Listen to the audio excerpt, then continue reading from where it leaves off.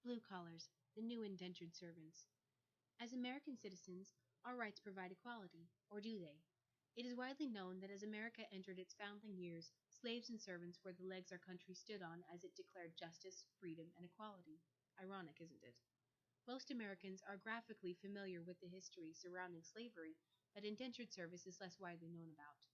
Indentured servitude was considered the social norm across many cultures throughout time. These servants essentially sold themselves. Indentured servants were men and women who signed a contract, also known as an indenture or a covenant, by which they agreed to work for a certain number of years in exchange for transportation to Virginia, and once they arrived, food, clothing, and shelter. Adults usually served 4 to 7 years, and children sometimes for much longer. Indentures were paid a wage according to job, sex, and skills. Illiterates were given the heaviest labor, being also the lowest paid work. Workers of today can quit their job without fear of arrest or punishment, unlike their indentured counterparts. Back then, years could be added onto your contract for failure to perform adequately or running away, which was quite common. Following decades have brought about a new class system using colors of collars to denote socioeconomic status, which is an individual's position in a stratified social order. Americans call this distinction white collar versus blue collar, otherwise known as the working class. There are noticeable similarities between blue collars and indentured servants. For example, each employee is paid in due consideration of their job, skill, and experience, just like an indenture. It's no secret our working class, being also consistently underpaid, perform the heaviest labor for the lowest pay. Standing on poverty's edge, they often work for minimum wage or little better, sometimes more than one job. After all this, they may barely maintain necessities without attaining a proper diet or basic health care. The price of living should be cost effective. If one must work to live, then one must also live well to work well. Think about the last time you updated or submitted a resume.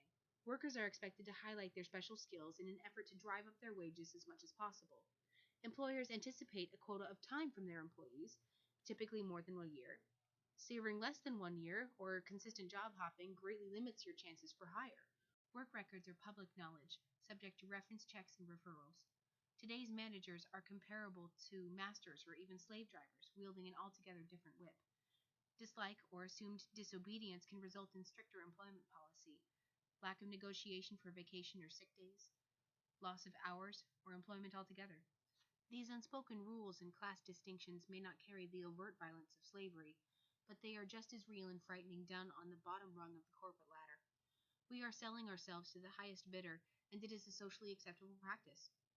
Americans are practicing another form of indentured servitude, leaving our goal of equality throughout the United States still to be fully discovered. Inequality is a solvable issue, with many possible solutions. However, there are those who believe inequality is an acceptable fact of life, rather than a problem. One such example was Thomas Robert Malthus, an 18th century sociologist, who argued inequality was good or at least necessary for avoiding mass population and hence starvation. He believed that overpopulation would create more and more human misery, and therefore the most logical solution would be to allow the population to thin itself out rather than to exacerbate the problem by reducing the levels of inequality, a measure that would temporarily ease the condition of the masses, thereby causing the numbers to swell even more.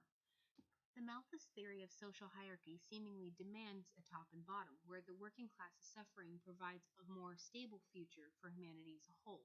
History holds multitudes of examples illustrating the futility in practicing a rigid hierarchy. India's caste system, Sparta's slaves and freedmen, lords and vassals, etc. Social hierarchy is a complex, irrational ideal in need of refitting for today's ideals and age of intended equality. Across the Atlantic, equality put in practice led to universal health care, where Europe provides high-quality health care to all residents at a much lower cost than what people in the United States spend on health care. Europe's healthcare system is not free. It was created through their tax systems, overseen by the government of each country. In setting up their own system of rules, it became uniquely tweaked for each government's policies. If all these illustrious countries have found their own way to create universal health care for their citizens, we could feasibly find similarities in our pre-existing system and utilize the findings of Europe to revitalize America. In the study of sociology, gaps in wealth are described as a champagne glass distribution of inequality. Our wealthy make up the largest wide dome shape at the top, standing on 82.7% of the world's income, according to the Global Wealth Report by Credit Suisse in 2011. In conjunction with income distribution, Stephen Snyder and William Evans used a natural experiment to research the relationship of income against elderly mortality rates. They concluded there is a widespread and long-standing agreement that life expectancy and income are positively correlated. However, it is much more difficult to establish a causal relationship since income and health are jointly determined. Our results suggest that moderate employment has beneficial health effects for the elderly. In so many words, the article basically surmised that working is healthy, especially as one ages. Education, healthcare, and nutrition are linked together as part of working, which appear to bring about greater longevity, wealth, and health. Each worker, no matter which part of the stratification subset they belong to, requires these things to perpetually work well. To solve inequality, it will be necessary to address all the variables, dig down to the big problem of inequality our blue-collared workers face every day.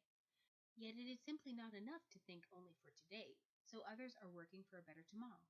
NASA plans to colonize Mars in an effort to begin deflating the overwhelming population crisis of Earth mentioned by Malthus. Over 200,000 applicants already applied for the first mission. Mars 1 is set to begin colonization in 2023.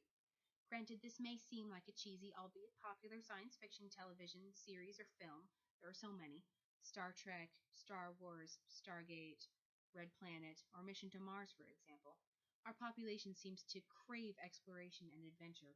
Perhaps humanity will someday realize its potential and harness that inspiration, leading to a new age in humanity's history, much like Columbus as he entered the new world we now take for granted.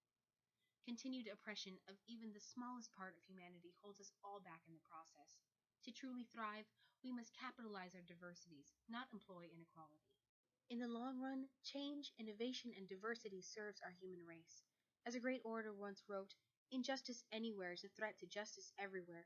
We are caught in an inescapable network of mutuality, tied in a single garment of destiny.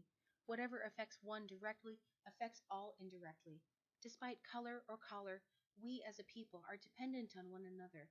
Even the white and blue collars are affecting each other, for better or worse. Taking steps toward a positive solution to inequality will therefore indirectly affect prosperity of every nation, creed, color, and status. Our world will change. Evolution is necessary for the survival of every species. It is time for change. The human race must learn to work together if we are to survive. Equality is the key to humanity's salvation.